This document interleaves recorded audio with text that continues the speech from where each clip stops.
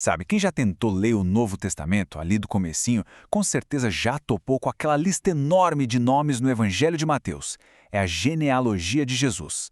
Mas bem ali, escondido naquela lista, tem um paradoxo, uma coisa que parece não fazer sentido, mas que na verdade prepara o terreno para toda a história. Vamos desvendar esse mistério juntos?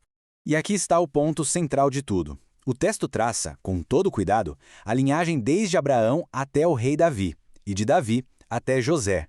Só que aí, de repente, ele diz que Jesus nasceu de Maria, que era só prometida a José, e que tudo foi obra do Espírito Santo. Então, peraí, por que essa ênfase toda em José? Isso não é um erro, gente, é uma pista. E uma pista fundamental, uma jogada teológica simplesmente brilhante. Para a gente conseguir entender o papel de José, a gente precisa voltar um pouco no tempo, lá para as promessas feitas nas escrituras hebraicas. Existia uma regra de ouro, sabe?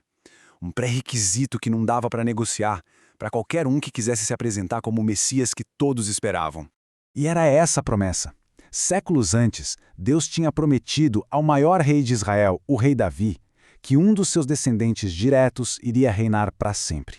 Então, a primeira coisa que se checava na identidade do Messias não era um milagre, mas sim a árvore genealógica dele. Ele precisava, sem sombra de dúvida, ter sangue real. É exatamente por isso que o título Filho de Davi era tão poderoso. Não era só um jeito de dizer, ele é um parente distante. Não, era um título messiânico oficial. Para o povo judeu daquela época, essa frase carregava o peso de séculos de esperança nacional, política e espiritual, tudo junto. Dizer que alguém era filho de Davi era o mesmo que dizer, esse é o rei prometido. Ok, agora vamos conectar essa exigência da realeza com o nosso quebra-cabeça. Como é que José, que não era o pai biológico, podia passar esse título de realeza para Jesus? A chave para entender isso está em como a cultura judaica via a paternidade legal. No primeiro século, o casamento judaico tinha duas etapas bem definidas. Primeiro vinha o noivado, a chamada desposada. Mas olha, não é para pensar num noivado como o de hoje em dia. Aquilo era um contrato legal, com força de lei. Para desfazer, precisava de um divórcio formal. Só depois, geralmente um ano mais tarde, é que acontecia a festa de casamento, quando o casal finalmente ia morar junto. Maria e José estavam exatamente nessa primeira fase, legalmente comprometidos, quando ela concebeu. E aqui está o pulo do gato. Quando José, mesmo sabendo da gravidez de Maria, decidiu seguir em frente com o casamento e recebê-la em casa, ele fez muito mais do que um gesto de bondade. Ele fez um ato de adoção legal. Perante a lei, perante a sociedade, Jesus se tornou oficialmente filho dele. E essa paternidade legal não era só simbólica, não. Um pai legal transferia absolutamente tudo para o filho. O nome, a identidade e, o mais importante de tudo, os direitos de linhagem e de herança. E no caso de José, que era um descendente direto da linhagem real de Davi, essa herança incluía algo simplesmente extraordinário, o direito legal ao trono. E é isso que revela o verdadeiro propósito daquela lista de nomes enorme lá em Mateus. Aquilo não é um teste de DNA, é um documento legal, é a prova cabal, apresentada para um público judeu de que Jesus tinha a reivindicação legítima legal ao trono de Davi, um direito que foi passado para ele pelo seu pai legal, José. Certo. Então o caso legal está resolvido. Jesus tinha o direito ao trono. Mas as profecias também falavam de uma descendência física, um herdeiro de sangue, da semente de Davi. Como é que essa parte da promessa foi cumprida? Pois é. Essa é a outra metade da equação.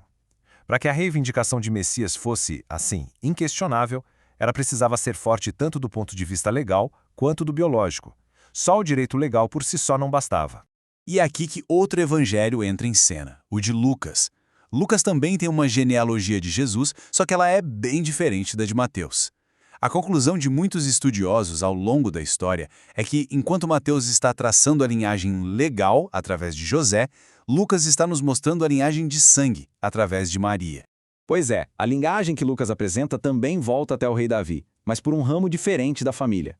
E isso estabelece a segunda reivindicação crucial. Jesus não era só o herdeiro legal de Davi, ele também era seu descendente de sangue, direto, através da mãe, Maria.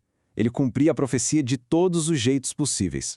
Então, Em vez da gente olhar para essas duas listas e pensar que é uma contradição, a gente deveria ver como duas peças de um quebra-cabeça. Sozinhas, elas contam uma parte da história, mas juntas, juntas elas se encaixam perfeitamente para revelar uma imagem completa e muito, muito convincente.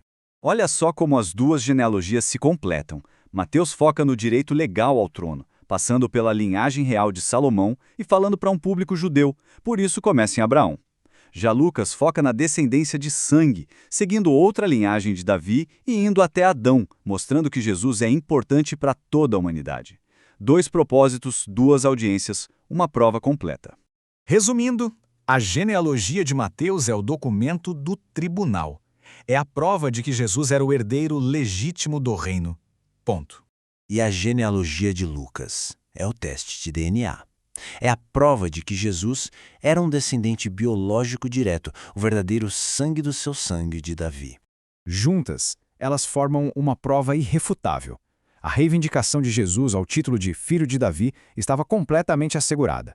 O direito legal veio através de seu pai adotivo José, a linhagem de sangue veio através de sua mãe, Maria. Caso encerrado.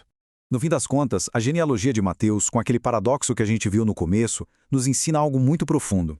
Ela estabelece que Jesus era o cumprimento tanto legal quanto físico das maiores esperanças de Israel. Mas a questão que fica é, o que significa o fato de que o direito a esse reino foi estabelecido não só pelo sangue, mas por um ato de fé e de aceitação de um pai adotivo? Talvez isso nos diga tudo sobre a natureza do reino que ele veio inaugurar.